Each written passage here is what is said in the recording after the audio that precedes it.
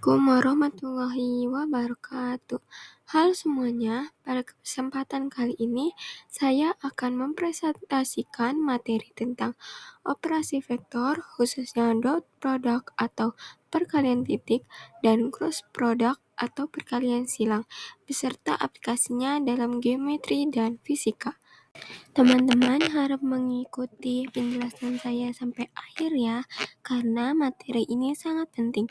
Karena vektor digunakan dalam matematika, fisika, teknik, dan berbagai bidang lain yang berhubungan dengan arah, gaya, perpindahan, rotasi, dan ruang tiga dimensi. Oleh karena itu, saya akan menjelaskan materi ini secara bertahap agar teman-teman lebih mudah memahaminya. Pada slide ini, kita melihat mengapa vektor sangat penting. Vektor tidak hanya memiliki besar tetapi juga arah. Karena itu, vektor sangat berguna untuk menjelaskan gaya, perpindahan, kecepatan, torsi, dan banyak konsep fisika lainnya. Dalam ruang 2 dimensi maupun 3 dimensi, vektor membantu kita memahami hubungan antar arah dan besaran secara lebih akurat. Sekarang kita masuk ke dot product atau perkalian titik. Dot product adalah operasi vektor antar dua vektor yang menghasilkan skalar atau bilangan biasa, bukan vektor. Rumusnya adalah A dot B sama dengan A1 dikali B1 ditambah A2 dikali B2 ditambah A3 dikali B3. Contohnya yaitu komponen dari 24 dikali komponen 3 min 1 sama dengan 2 kali 3 ditambah 4 dikali min 1 sama dengan 2. Lalu selanjutnya yaitu ada makna dot product. Makna utama dot product adalah untuk mengukur seberapa searah dua vektor. Jika nilainya besar dan positif, berarti kedua vektor semakin searah. Jika hasilnya 0, maka kedua vektor tegak lurus. Jika hasilnya negatif, berarti kedua vektor saling berlawanan arah. Selanjutnya, sifat-sifat dot product. Dot product memiliki beberapa sifat penting. Pertama, sifat komutatif, artinya urutan dapat ditukar. Kedua, sifat distributif, artinya bisa didistribusikan terhadap penjumlahan. Lalu yang ketiga, yaitu konstanta, dapat dikeluarkan. A dot A sama dengan panjang A dikuadratkan yang digunakan untuk mencari panjang vektor. Nah, sifat komutatif itu kan urutannya dapat ditukar ya. Jadi A dot B itu sama aja kayak B dot A, jadi hasilnya itu sama aja. Lalu yang distributif itu artinya kan bisa didistribusikan terhadap penjumlahan. Jadi A dikali B plus C sama dengan A itu dikali ke B lalu ditambah A-nya dikalikan ke C. Lalu yang ketiga itu konstanta dapat dikeluarkan, yang dimana misalnya ada C A dikali B sama dengan C-nya ini kita dapat keluarkan, lalu A sama B-nya kita kalikan. Selanjutnya yaitu interpretasi geometris atau hubungan dengan sudut. Nah, secara geometris, dot product dapat ditulis sebagai A dot B sama dengan panjang A kali panjang B cos theta. Di sini theta adalah sudut antara dua vektor. Artinya dot product dipengaruhi oleh panjang vektor dan juga sudut di antaranya. Nah, rumus ini menggabungkan konsep aljabar dengan geometri. Selanjutnya ada interpretasi nilai sudut. Nah, jika hasil dot product lebih dari 0, maka sudutnya lancip. Jika sama dengan 0, sudutnya 90 derajat atau ortogonal. Nah, lalu jika kurang dari 0, sudutnya tumpul. Nah, kasus ekstrimnya adalah saat sudut 0 derajat dan 180 derajat. Selanjutnya itu ada ortogonal atau vektor tegak lurus. Nah, dua vektor dikatakan ortogonal jika hasil dot produknya sama dengan 0. Ini adalah cara tercepat untuk mengecek ketegaklurusan tanpa menggambar. Pada contoh yang ada, hasil akhirnya 0 sehingga kedua vektor tersebut tegak lurus. Lalu selanjutnya ada direction cosinus, digunakan untuk mengetahui arah vektor terhadap sumbu X, Y, dan Z. Sudut terhadap sumbu X disebut alpha, terhadap Y disebut beta, dan terhadap Z disebut gamma. Dengan rumus cos alpha, cos beta, dan cos gamma, kita dapat menentukan arah vektor dalam ruang 3 dimensi. Nah, di sini ada hubungan penting, yaitu cos alpha ditambah cos beta ditambah cos gamma, hasilnya sama dengan 1. Selanjutnya ada proyeksi vektor. Proyeksi digunakan untuk mencari bayangan suatu vektor terhadap vektor lain. Ada dua jenis, yaitu proyeksi skalar dan proyeksi vektor. Proyeksi skalar hanya menunjukkan besar bayangan, sedangkan proyeksi vektor menunjukkan besar sekaligus arahnya. Nah, aplikasi ini sangat penting dalam fisika, misalnya pada komponen gaya di bidang miring. Selanjutnya ada aplikasi dot product. Salah satu aplikasi terbesar dari dot product adalah usaha atau work. Rumusnya adalah W sama dengan F dikali D. Jika ada sudut antara gaya dan perpindahan, maka digunakan bentuk W sama dengan panjang F dikali panjang D cos theta. Artinya hanya komponen gaya yang searah perpindahan yang menghasilkan usaha.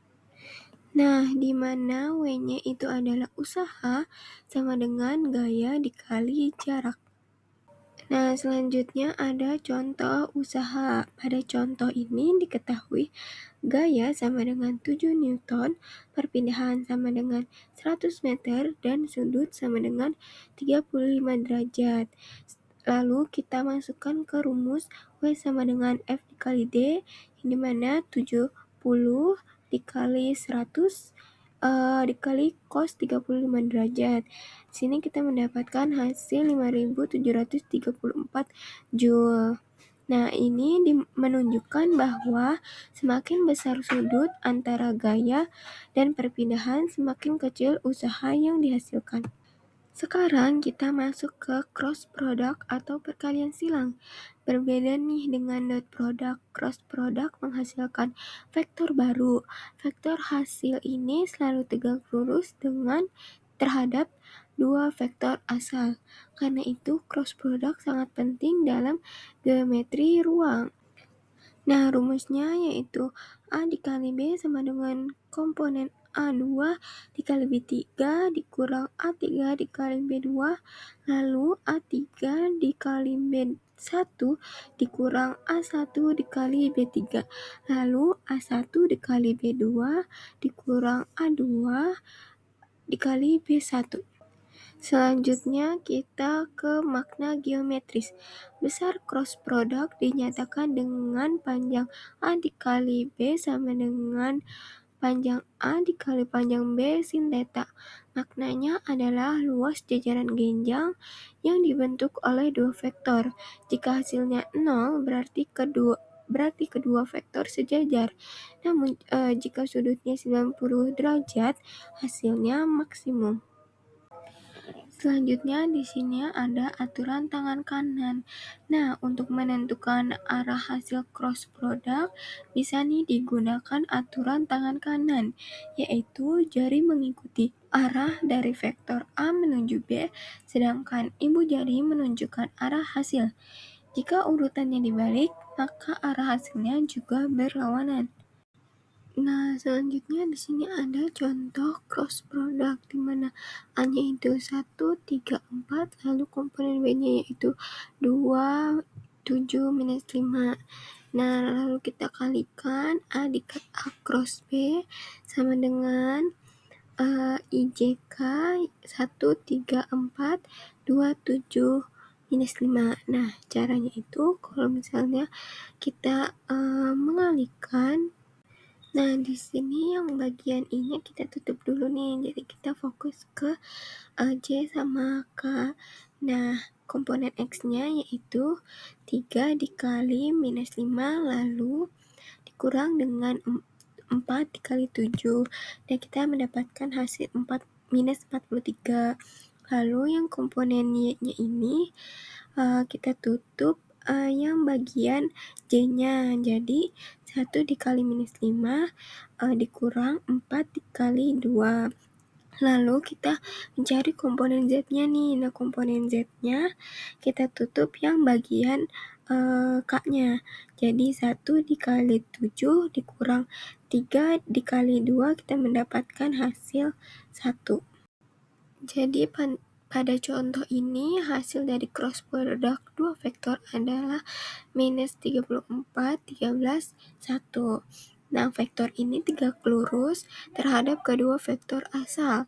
Selain itu, A cross A selalu sama dengan 0 karena vektor dengan dirinya sendiri pasti sejajar.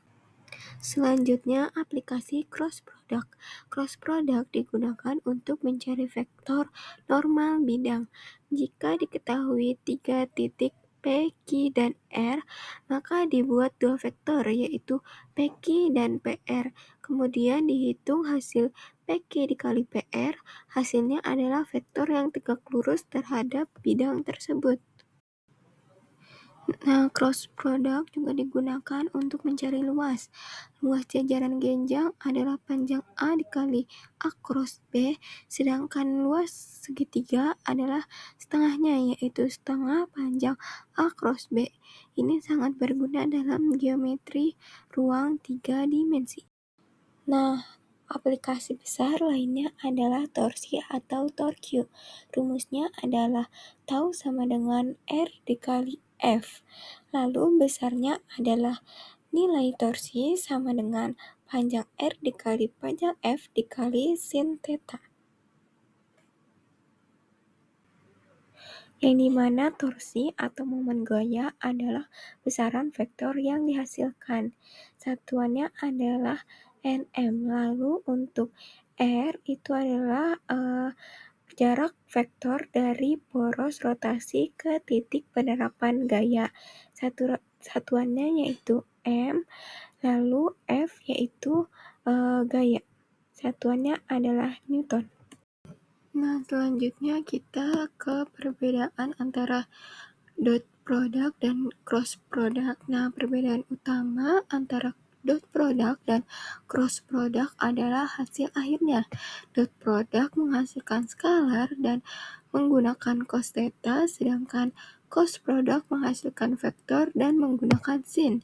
Lalu aplikasinya juga berbeda sesuai kebutuhan dalam fisika dan geometri. Dot product digunakan pada usaha, sudut, dan proyeksi. Lalu cross product digunakan pada torsi, luas, dan vektor normal. Kesimpulannya adalah dot product digunakan untuk mengukur hubungan searah antar vektor, sedangkan cross product digunakan untuk menghasilkan vektor baru yang tegak lurus. Keduanya ini sangat penting dalam geometri ruang, mekanika klasik, analisis vektor, dan fisika teknik.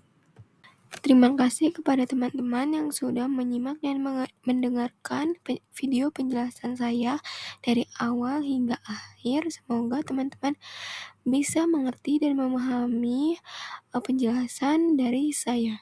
Terima kasih.